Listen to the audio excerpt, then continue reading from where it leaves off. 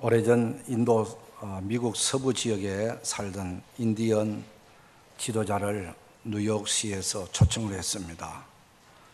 그래서 뉴욕시에서는 정성을 다해 대접을 하고 또 여러 관광지와 또 좋은 숙소를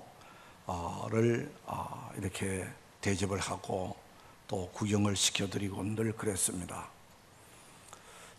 그의 일정이 거의 맞춰져 가게 되어졌을 때에 그를 안내하는 안내원이 그 인디안 추장에게 그동안 무엇이 가장 인상적으로 봤습니까? 라고 물었더니 인디언 지도자가 그 많은 것 중에서 수도 꼭지를 가리키면서 저거 수도요 그러더라고요.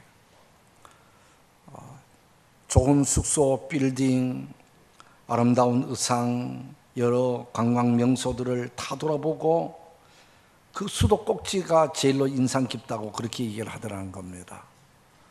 이것은 그들이 사는 지역이 사막 광야 지역이기 때문에 가장 필요한 것은 물이었는데 물이 부족한 현상 가운데서 살던 그들이 꼭지만 틀면은 물이 콸콸 쏟아져 나오는 그 수도 꼭지가 제일로 부러웠고 신기로웠다라는 그런 그 이야기입니다. 하나님께서는 우리 사람을 창조하실 때에 물을 먹고 살아가는 존재로 창조하셨습니다. 그래서 최초 인간 아담과 하와가 살던 에덴 동산은 4개의 강이 흐르는 그런 물이 풍족한 곳이 바로 에덴 동산이었습니다. 그 이후에 사람들은 물을 중심으로 동리를 형성하고 도시를 형성하고 문화를 발달시켜 왔습니다.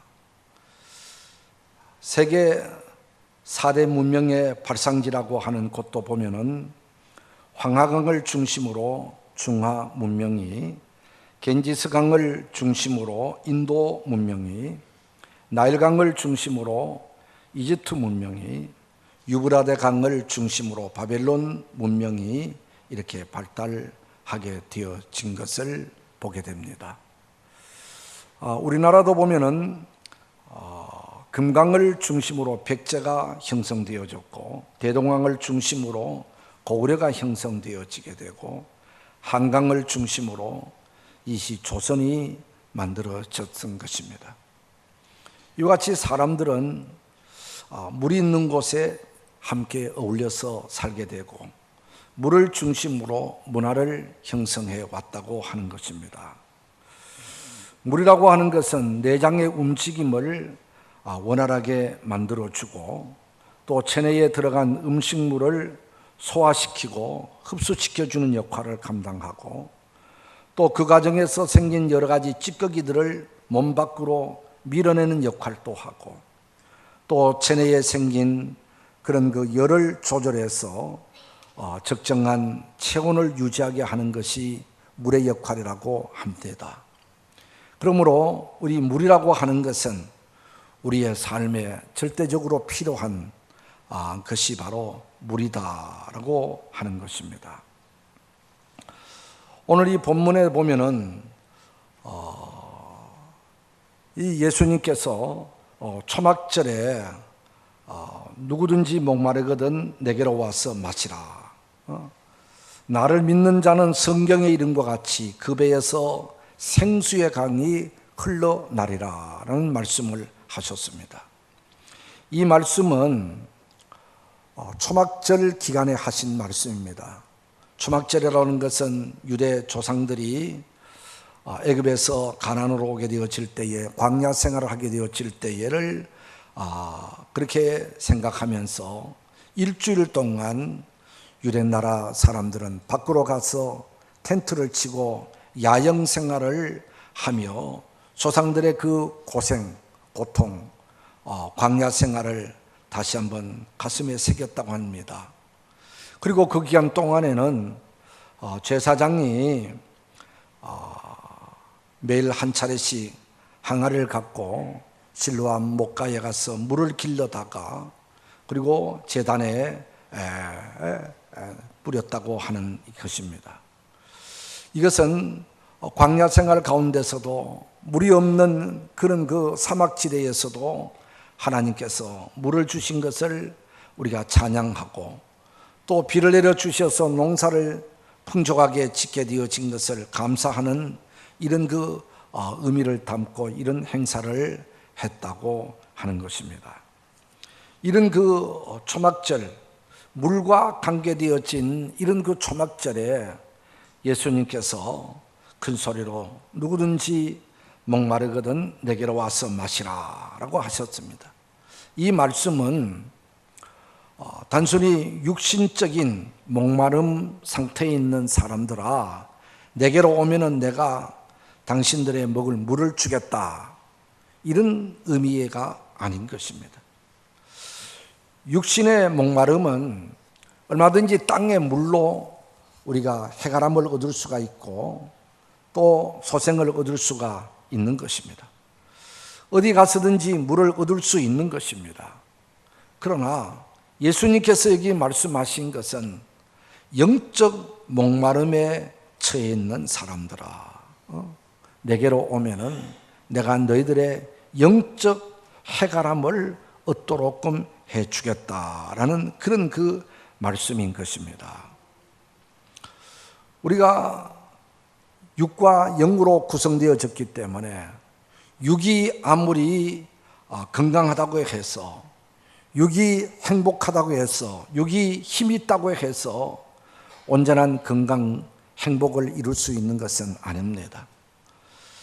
물은 육신의 해가를 얻을 수 있지만은 영적 목마름은 세상의 물질로, 세상의 물로, 세상의 그 어떤 것으로 채워지지는 아니하는 것입니다. 그런데도 사람들은 문화 수준이 높아지게 되고 경제가 향상되어지게 되면은 행복할 것이라고, 만족한 삶을 살 것이라고 그렇게 여기며 열심히 돈을 모으고 문화를 누리면서 느끼면서 살아가려고 그럽니다마는, 그러나 잘 살면 잘 살수록 더 영적인 목마름이 있어지게 되고 더 삶이 힘들어지고 괴로워지게 되고 또 자살률이 더 높아져 가고 있습니다.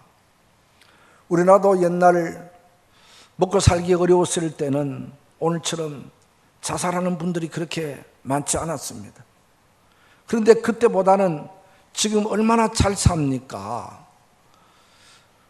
문화 수준도 높아졌고 생활도 편리해졌고 먹고 사는 문제가 걱정 없는 오늘날이 되어졌는데, 이렇게 잘 사는 나라가 되어졌는데 자살하는 사람은 옛날보다 훨씬 더 많아졌다는 것입니다. 이것은 그만큼 배부름을 통해서 우리가 온전한 행복감을 느끼지 못한다고 하는 것입니다. 사람은 영적 가람 상태에서는 언제나 불만족스럽고 삶이 만족스럽지 못하게 되어진다는 거예요. 그래서 오늘날 직장인들은 직장 일이 끝나자마자 밖으로 나와서 술을 먹게 되고, 또 많은 젊은이들은 광란에 춤을 추며 몸을 흔들어 대고, 그리고 어떤 사람들은 아주 격렬한 운동, 광란을 하면서 거기에 거의 미치광이처럼 소리를 지르게 되어지고 도박을 하고, 이 모든 것들은 뭔가 채우지 못한 이 영적 가람을 채워보려고 하는 몸부림과 같은 것이다 라고 하는 것입니다. 그런다고 해서 그 모든 것들이 해소되고 해결되어지느냐? 일시적으로는 쾌감을 느낄지 모르지만은 그것이 온전한 해결법이 아니라고 하는 것을 우리는 알고 있습니다. 속사람의 어떤 가람, 그리고 무엇으로도 채울 수 없는 영적 허전함, 이것을 무엇으로 채울 수 있습니까? 이것은 오직 우리의 영의 주인 되시는, 창조주 되시는 여호와 하나님을 만나야 되고, 하나님의 은혜가 그 속에 들어가야 우리의 속사람이 새로워지게 되고, 우리의 속사람이 힘을 얻게 되어지게 되고, 세상을 이기고 자신을 이길 수 있는 능력 있는 사람이 되어질 줄 믿습니다. 그래서 예수님께서 누구든지 목마르거든 영적으로 가난 상태에 있는 모든 인생들아, 내게로 와서 생수를 먹어라 라고 말씀을 하십니다. 수고하고 무거운 짐진 자들아, 다 내게로 와서 내가 주는 영의 양식을 먹어라 라고 말씀을 하시는 것입니다. 그렇습니다. 모든 인류들은 속사람 영혼의 해갈, 영혼의 새로움을 얻기 위해서는 예수님을 만나야 되는 것입니다.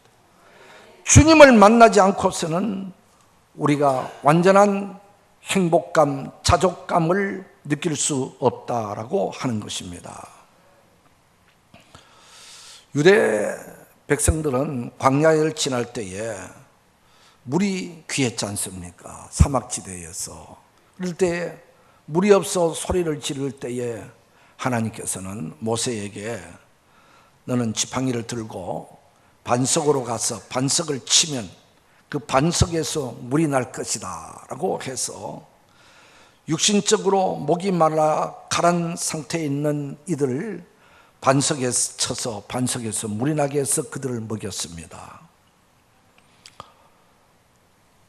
예수님께서는 영원한 생수를 만들기 위해서 바로 그 반석은 곧 예수 그리스도를 가리키는 것입니다.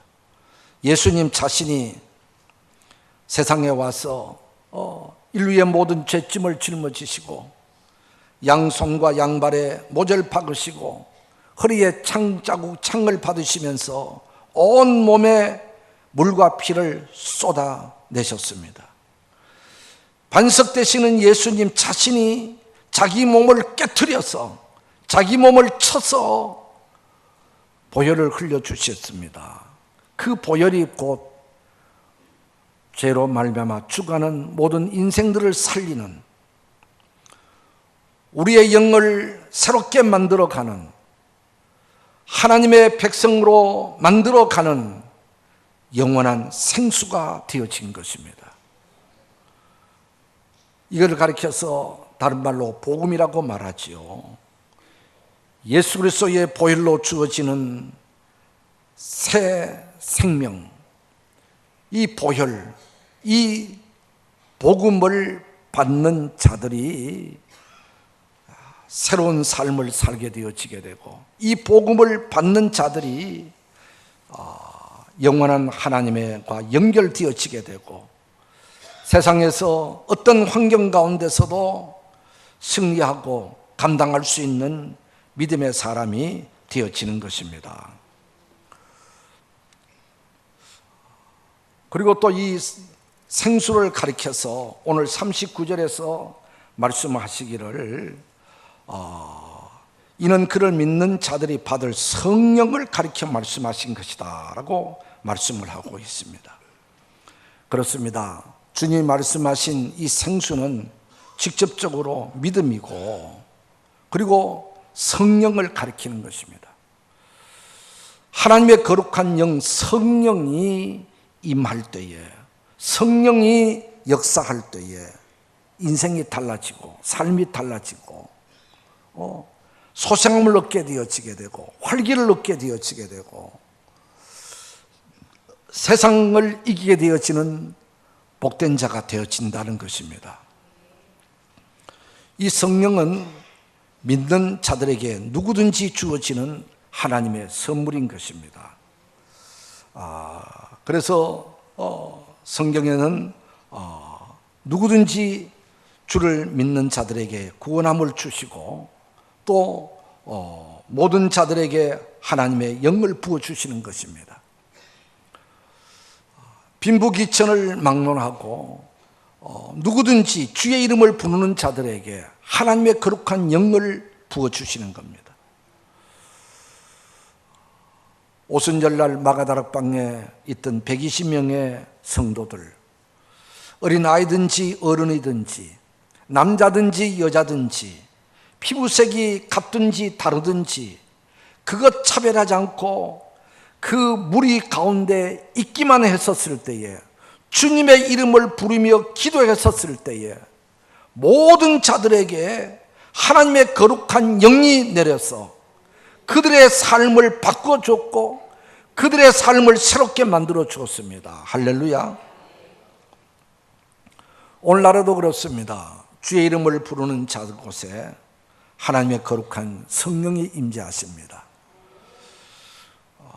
성령으로 하지 아니하고서는 누구든지 예수를 주라고 시인할 수 없다고 하셨습니다. 오늘날에도 예수 그리스도를 나의 주 나의 하나님으로 고백하고 믿음을 갖는 자들은 누구에게든지 하나님의 거룩한 영, 성령이 우리 안에 임재되어진 줄 믿습니다.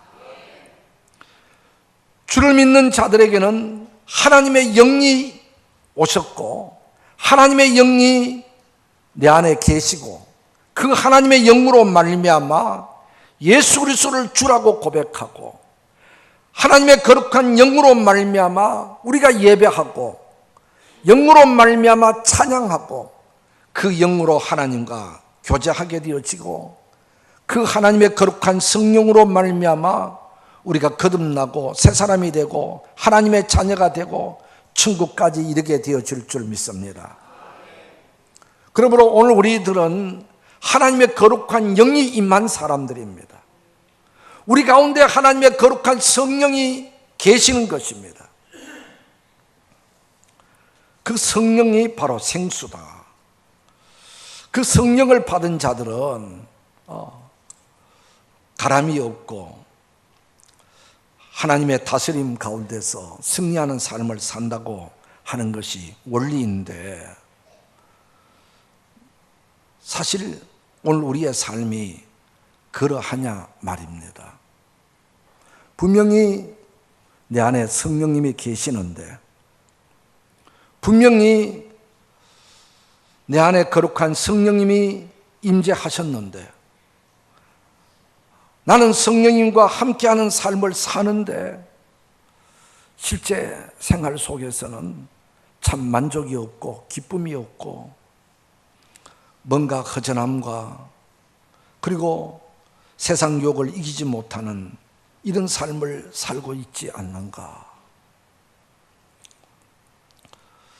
예배를 할 때는 주님 뜻대로 살겠다고 마음에 다짐을 하고, 집안에 돌아가서는 남편에게 격려하고 용기를 주고 수고했다고 말하고 싶지만은 막상 집에 돌아가서 남편을 만나면은 빈정거리게 되고 투덜거리게 되고 도리어 마음에 상처를 주는 그런 그 일들이 다반사이고,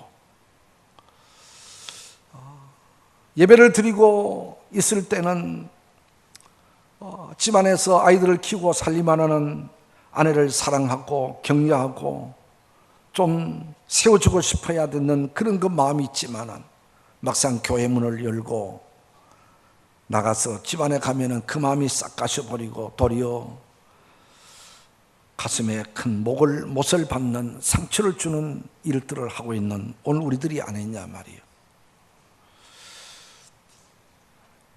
교회당 안에서는 부모님에게 효도하고 부모님의 말씀을 따라 부모님을 기쁘시게 해드려야 되겠다는 결심을 하는데, 예배당 문을 나서는 순간 그 마음이 싹 가셔버리고 도리어 불효하게 되고 도리어 대들게 되어지는 우리 자신이 아니냐 말이에요.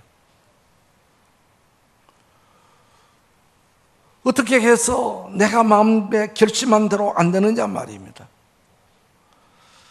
분명히 내 안에 거룩한 성령님이 계시는데 나는 성령을 받은 사람이고 성령님이 분명히 나와 함께하고 있는 사람인데 내 삶은 기쁨과 감사가 넘쳐나지 못하고 언제나 세상의 유혹을 이기지 못하고 날마다 넘어지고 자빠지고 좌절하고 이거 왜 그러냔 말이에요. 성령을 받으면 성령이 이기게 해주신다고 하셨는데 말입니다. 무엇이 문제입니까?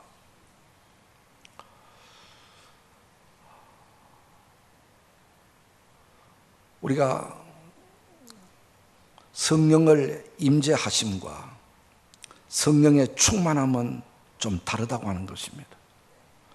성령은 받은 것은 1단계입니다. 예수 그리스도를 믿음으로 하나님의 거룩한 영이 내 안에 들어오신 것은 1단계입니다. 내 안에 들어와 계시기만 하지만은 온전히 나를 주장하지 못하기 때문에 그런 겁니다. 그 성령님이 온전히 나를 이끌어가지 못하기 때문에 1단계에서 그치고 그 다음 단계로 넘어가지 못하기 때문에 성령의 이끌림을 받지 못하고 성령의 감동하심을 받지 못하고 있습니다.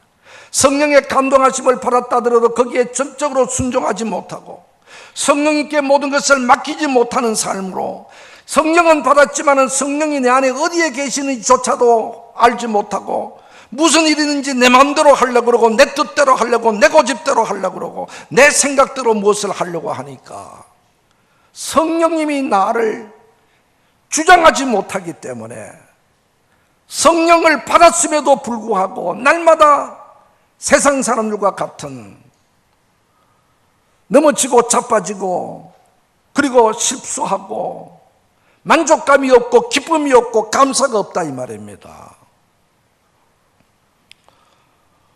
오늘 우리는 다음 단계로 올라가야 하는 것입니다. 성령의 충만함으로 넘어가야 되는 것입니다. 할렐루야.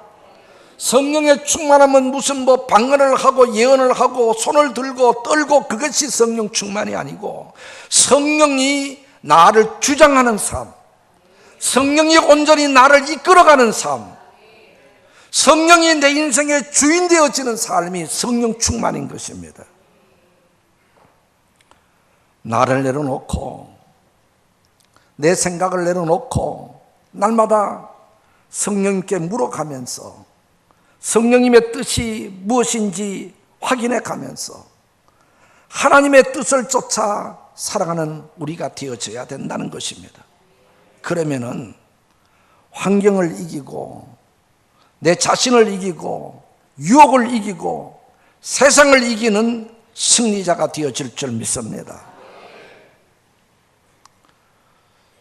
교회만 나오는 것이지 예수를 믿는 척하는 것이지 그저 조상 때부터 어릴 때부터 수년 전부터 내가 교회를 다녔기 때문에 그저 그리스도인이지 하는 것으로만 끝나서는 안 되는 것입니다.